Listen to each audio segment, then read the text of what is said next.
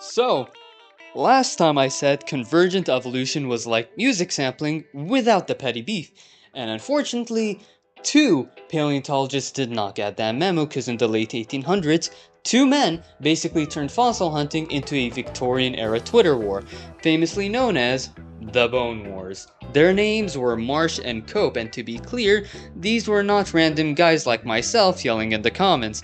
Marsh named Allosaurus and Cope named Camarasaurus. Together, their hundreds of discoveries helped build American paleontology, but before the beef, those two were actually friends. And then things got messy.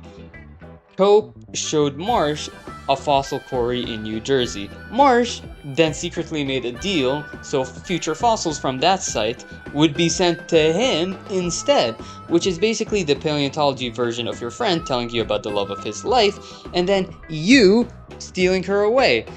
Then came the moment everyone remembers. Cope reconstructed Elasmosaurus with the head on the wrong end. Marsh clowned him for it, and honestly that is not just a simple mistake. That is like reconstructing a human and going, yes, the human! And after that, the rivalry became personal. They rushed papers, they attacked each other publicly, they sent collectors west. They competed over fossil beds like they were scalpers when a sneaker comes out. And yes, the discoveries were incredible. More dinosaurs were named, more fossils entered museums, more people became fascinated with prehistoric life, but there was a cost. In the rush to beat each other, fossils vanished. Sites were poorly documented, and some fossils were destroyed or hidden, so the other side could not use them. And that matters, because fossils are not just cool bones and stories, they are data and food for the mind.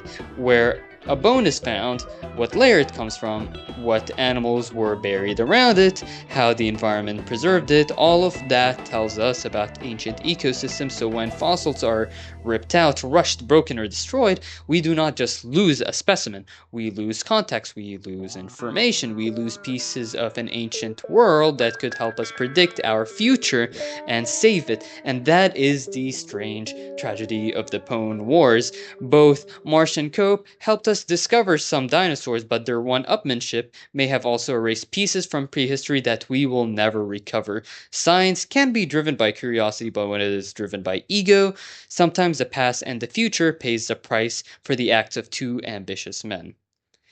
And next time, we'll be going together somewhere different, where we will be painting a time before our own. Hint, hint.